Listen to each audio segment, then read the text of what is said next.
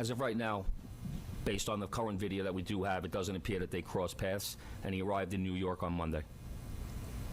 All right, we're gonna take 2 or 3 more. We're gonna go Rocco, Daily News.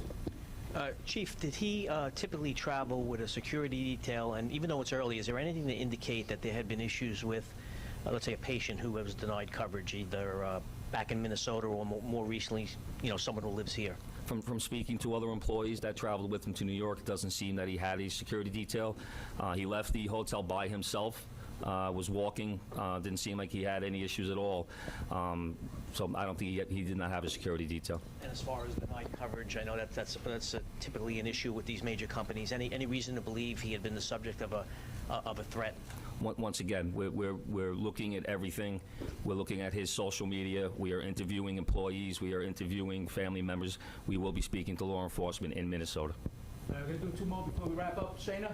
Oh, sorry. I was just going to ask if any cursory look at any social media, whether it's the company, whether it's his personal social media, his family's, is there anything obvious that sticks out at this early stage in the investigation? We have not uncovered anything at this time. The investigation is still too early. We're going to go last question over here with Jake. How's it going? With the suspect still at large, last seen in Central Park, are you urging New Yorkers to avoid the park? Is the NYPD deploying its drones? I know they recently started doing that in the park. And then also I was wondering, is there any indication when he gets this city bike that he's a city bike member? It's like sometimes if you're not a member, you can pay to use it. I don't know if you're able to tell on surveillance. City, but the chief of detectives will answer the part about the city bike. But in terms of we're encouraging New Yorkers to go about their daily lives and their daily business, but to be alert. We put the picture out. You're putting the picture out. We want people to take a look. If they see anything suspicious, if they hear anything suspicious, we ask them to call 911, reach out to our detectives.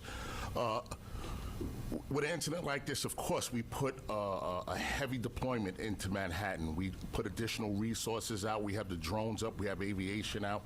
We have K-9 out. When an incident like this happens, we don't spare any expense. We put all of our resources out there to support the chief of detectives' mission and to keep New Yorkers safe. So we will have a massive presence out there around the tree lighting, but throughout Manhattan as well until more information develops and we're able to support the chief of detectives and what he needs to make a quick arrest. As far as where he got the city bike, we're still working that through. Like I said, we're pulling video from numerous locations, numerous sources, and we have him on our timeline walking, and what we're very fortunate is he has that very distinctive gray backpack on. So we see him in one video clip walking, and then another source of video, him riding that bike. So we don't have video or witness confirmation on how he obtained that bike. Can I just ask you on the cell phone? We know if it's related to this, it's just right now what you're saying is a cell phone. A cell phone was recovered. We will confirm that later on down if we, do our forensic examination. Thank you, everyone. This concludes our press conference. Thank you for your time and attention.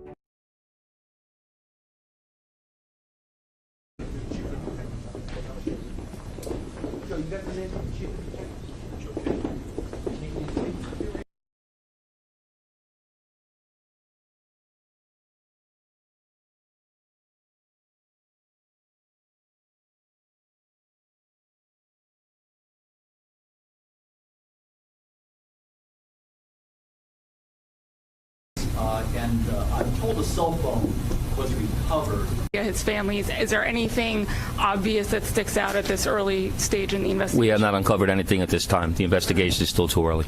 We're going to go last question over here with Jake. How's it going? With the suspect still at large, last seen in Central Park, are you urging New Yorkers to avoid the park? Is the NYPD deploying its drones? I know they recently started doing that in the park. And then also I was wondering, is there any indication when he gets this city bike that he's a city bike member? It's like sometimes if you're not a member, you can pay to use it? I don't know if you're able to tell on surveillance. City, but the chief of detectives will answer the part about the city bike. But in terms of we're encouraging New Yorkers to go about their daily lives and their daily business, but to be alert. We put the picture out. You're putting the picture out. We want people to take a look. If they see anything suspicious, if they hear anything suspicious, we ask them to call 911, reach out to our detectives. With an incident like this, of course, we put a heavy deployment into Manhattan. We put additional resources out. We have the drones up. We have aviation out. We have K-9 out. When an incident like this happens, we don't spare any expense. We put all of our resources out there to support the chief of detectives' mission and to keep New Yorkers safe. So we will have a massive presence out there around the tree lighting, but throughout Manhattan as well until more information develops and we're able to support the chief of detectives and what he needs to make a quick arrest. As far as where he got the city bike, we're still working that through. Like I said, we're pulling video from numerous locations, numerous sources, and we have him on our timeline walking, and what we're very fortunate is he has that very distinctive gray backpack on. So we see him in one video clip walking, and then another source of video, him riding that bike. So we don't have video or witness confirmation on how he obtained that bike.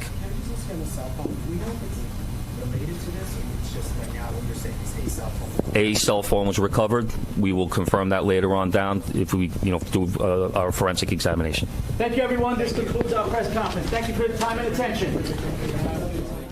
New York City Police Department giving an update on the search for the suspect they believe shot and killed CEO of UnitedHealthcare, Brian Thompson, just before 7 o'clock this morning outside the Hilton Hotel in Midtown Manhattan. The headline of that press conference is that they are still looking for that suspect. Last seen wearing a gray backpack and wearing a black ski mask. They're saying he was actually last seen in Central Park, and they do believe that this was a premeditated attack. A little bit about the victim, Brian Thompson, the CEO of UnitedHealthcare, which is one of the nation's largest health insurers with more than 100,000 employees. He was named Chief Executive Officer back in April of 2021, and before that, he headed up UHC's government programs businesses, including Medicare and retirement. Now, New York Governor Kathy Hochul put out a statement saying that she has directed state police to provide the NYPD with any help that they need, and she added that her heart is with Thompson's family and loved ones. Thompson was based in Minnesota.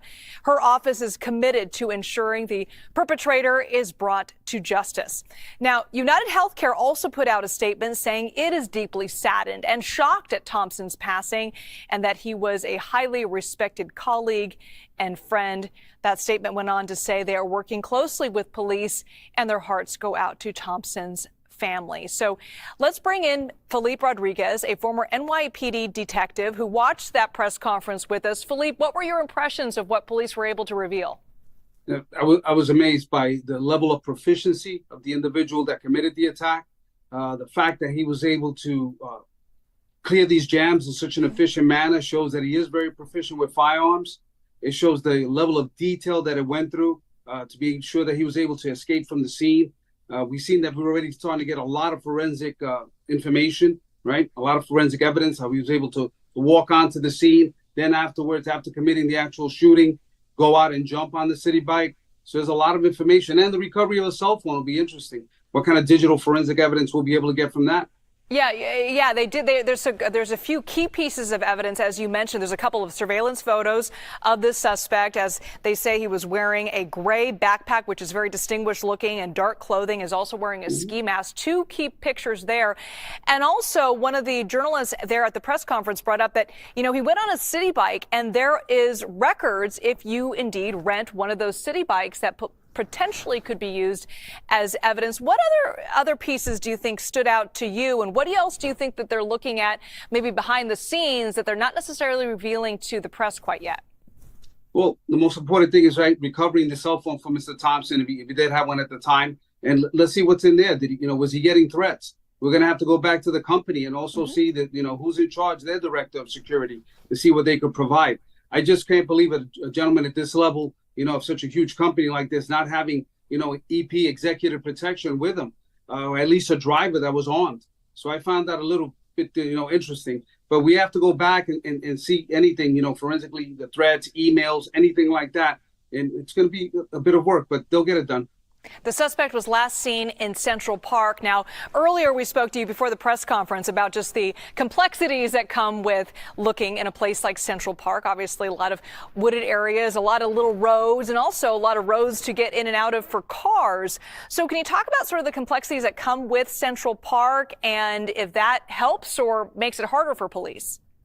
Well, you got to remember, Central Park is huge. A lot of people, especially those, from other areas that I haven't visited, it's almost like the heart and the lungs of the city. It goes from 59th Street, right, all the way to 110th Street, Central Park West, to 5th Avenue. It really is a big part of the city. And the way that this individual carried out the attack, I think, guess what? He might have had a couple of things stashed, a change of clothes in the woods. It's almost like something out of a movie, which I'm amazed. The complexity and the way that this individual planned out this attack. So we're going to have to definitely get K9 and try to recover any physical evidence in Central Park. And we have to do it quickly before, things could walk away.